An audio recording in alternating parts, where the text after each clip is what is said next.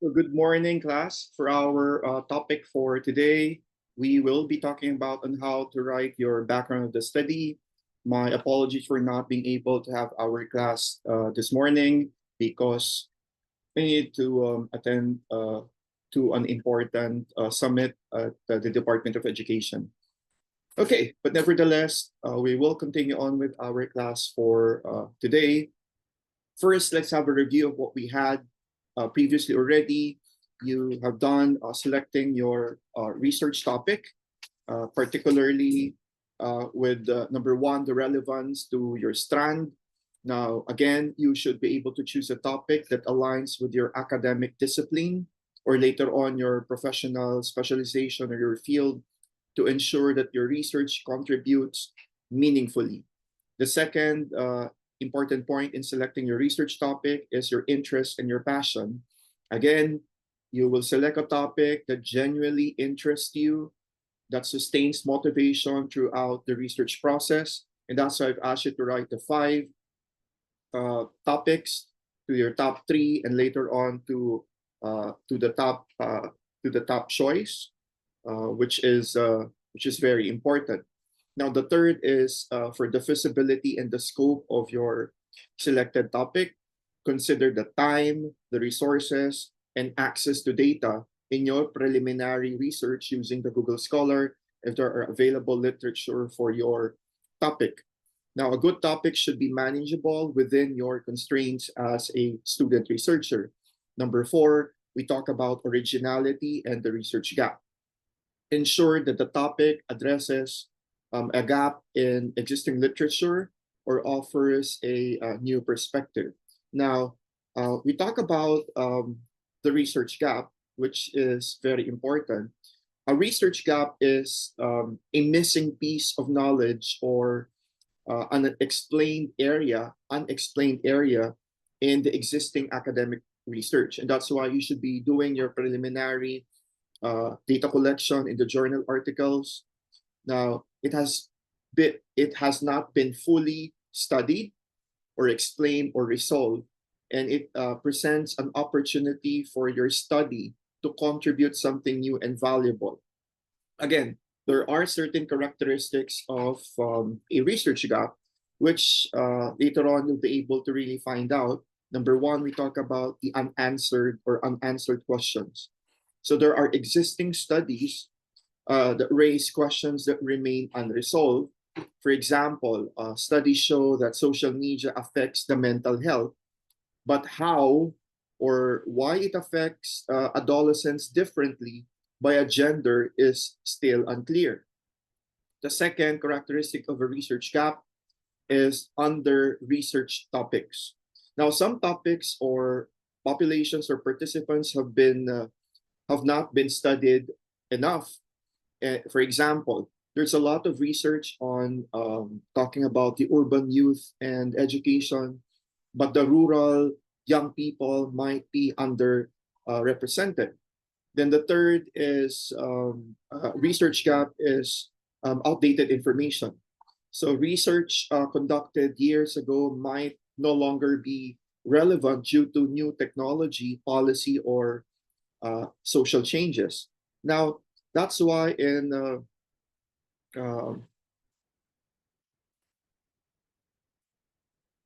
that's why that's why in your review of related literature, we will follow the principle of recency, or often referred to as regency.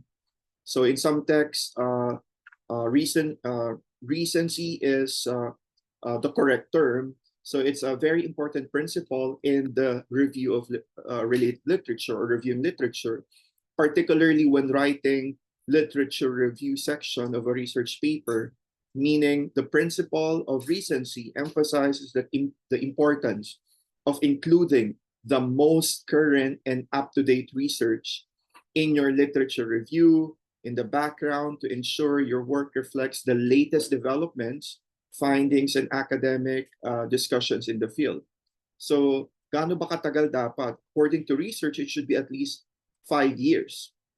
Again, I will repeat this one: 25, 24, 23, 22, 21. So 21 onwards until today, we will follow the principle of recency because that would reflect the current knowledge. So as you may be able to avoid outdated information and connects with the current database and supports research gap identification, meaning understanding recent trends helps you find what has not been studied yet. And number five, it shows academic rigor. Using current sources strengthens your credibility as a researcher. So again, at least 5 years. Um, I think that will be the rule of thumb for most of the researchers. So do not forget the principle of recency, at least 5 years. Now,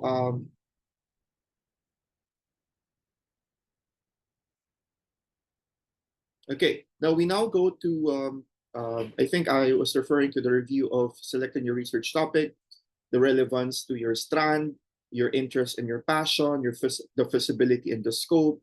The fourth, it should be the originality, and the ones that I was telling you earlier, it's the research gap. And finally, the clarity and the focus.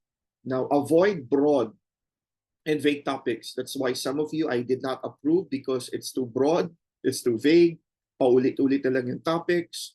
For example, AI, artificial intelligence, mental health, and for example, online gaming. So what about it? You can narrow your focus to a specific aspect to ensure the depth later on in the analysis. Now, once your topic has been approved, it should later on be translated into the qualitative research title. Now, there are some approaches in translating your topic. Of course, you have to be able to check on the particular qualitative research design. It could be phenomenological approach. You will, for example, explore adolescents' lived experiences of social media and its influence on self-esteem. I think I gave you a criterion on this one. It could be a narrative approach. You are telling the story of young people or how adolescents narrate the role of social media in shaping their self-esteem. And then it could be a case study approach. Now, in a case study approach, for example, a case study of social media, um, it could be a social media, a case study of social media use and self-esteem among high school students, among selected high school students. And then we have the grounded theory approach. This time you are developing a theory of adolescence, perception of, you're talking about perceptions of adolescence and self-perception, the age of social media.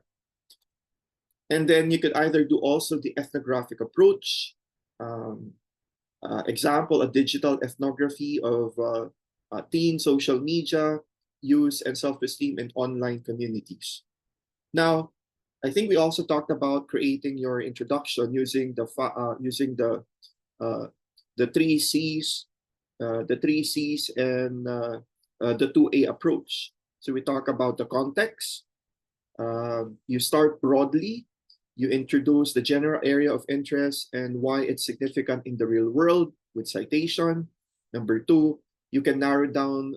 Number two is the content. So context, the content, narrow down to what is already known, and briefly review key studies or developments in the field.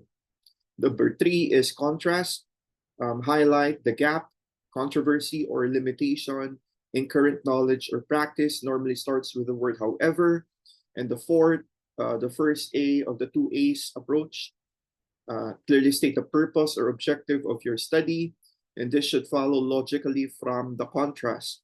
And finally, the approach is describe how you will achieve the aim, including the research methodology that you'll be using, the participants, or the data sources, especially in a qualitative studies. Is it a case study? And if it's a case study, you'll be able to do a citation of an author, let's say, according to Robert Yin. Okay. And now we move to the topic on our topic for today. Let me just share the slide. So our topic for today will focus on the background of the study. So after your introduction, you will be doing your background of the study, mga ano to, mga 3 to 5 paragraphs. Now, the background of the study, this is a vital section of any research paper or your thesis, providing the context, the rationale, and the foundation of the research problem. So it introduces the reader to the research topics, explains why the study is important, and shows the gap it aims to fill. And we will discuss how to create a very compelling background of the study, outlines the essential components, and integrates literature review and provides examples later on for clarity. These are some of the objectives or the learning outcomes. We have a lot, no, from defining the purpose of the background of the study, identify the essential components of an effective background section, the strategies to contextualize a research problem, the strategy integration of the literature review effectively into the background, differentiate between the general and the specific background information, highlight the research gap, and justify the study, use scholarly sources to support your background, write clear and coherent background narratives, and present real-world examples and backgrounds of the study, and evaluate and improve existing background sections. Now, these are the 10 points in creating your background of the study. The first is that you should start with a broad introduction to the topic. So for example, education plays a vital role in the national development. Climate change has emerged as one of the greatest challenges of the 21st century. Now you can do the introduction to the topic with or without any citation. Number two, you can narrow down to specific issue. So a broad introduction, narrow down to the specific issue or problem. Example, in the Philippines, declining reading comprehension scores have become a major concern, according to blah, blah, blah. Coastal erosion in Southeast Asia is threatening lives and biodiversity. In a recent study conducted by, let's say, Sarosa in the 2024 states that blah, blah, blah. And then we have the third point in the creating your background of the study. You should highlight the importance of the study, improving the literacy rates and crucial for workforce readiness, understanding the erosion patterns that can help develop effective coastal protection measures. And the fourth one, you can discuss relevant history or background events. Okay, briefly, not let's say 3 paragraphs, just a brief paragraph of 3 to 4 sentences. For example, since the implementation of K-12 program in 2012, the Department of Education, blah, blah, blah. Example number 2, in the past 2 decades, rising sea levels have been recorded in the areas of Luzon, according to the record of the Department of Environmental and Natural Resources in 2024, said that blah, blah, blah. Number 5, you can use statistics or factual data to support claims. Yan na. You will need a real citation for this one. According to UNESCO in 2022, 57% of students. Sir, bakit meron dito statistics? It's just factual data to support whatever claims that you have in the background of the study. Data from NOAA 2023 show that global sea levels are rising by 3.3 millimeters annually. And number 6, you can identify the research gap. Example number 1, while previous studies have explored reading strategies, few have focused on rural schools. Example number 2, many studies on erosion focus on developed nations living gaps in Southeast Asia. And number 7, explain the scope and the boundaries. For example, the study focuses on grade 6 students in Quezon City, and this research examines 3 coastal towns in Visayas region. Now you can integrate related literature, studies by Smith, 2021, Cruz in 2022, emphasize, or research by Tan et al., meaning there are other authors. That's why you use et al. 2023 and Lim in 2022 suggest. And you can state the intended contribution of the study. The research aims to develop a reading intervention program, and the study will create a coastal erosion risk map.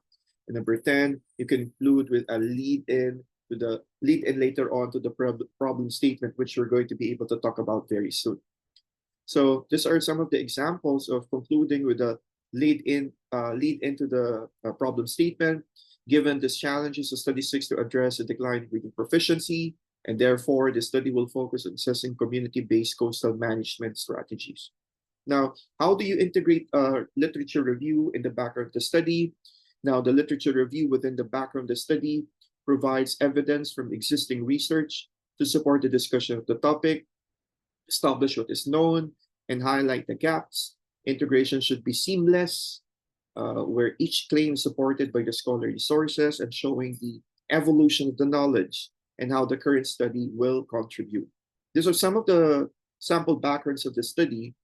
You can also try to check on the existing thesis in the library on how STEM students are able to articulate the background of the study so that you will have an idea.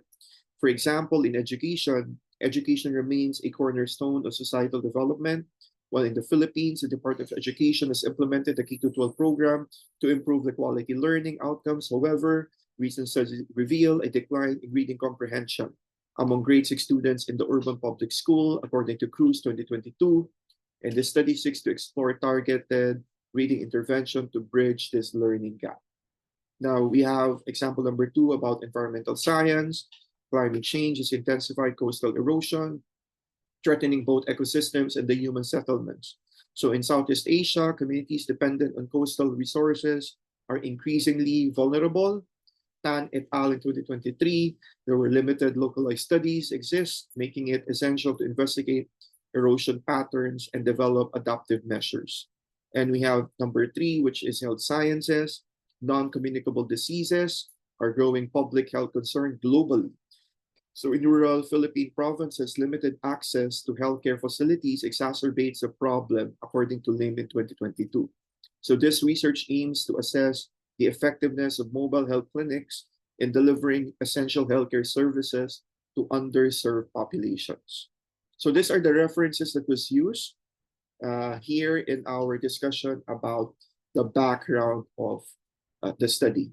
So for those whose topics have been approved already, please start writing your introduction. That will be, I think that will be activity number 3 and 4 already. First activity was the 5 senses. The second activity was the topic. The third would already be the creation of your introduction. And of course, the approved title should already be placed doon sa taas ng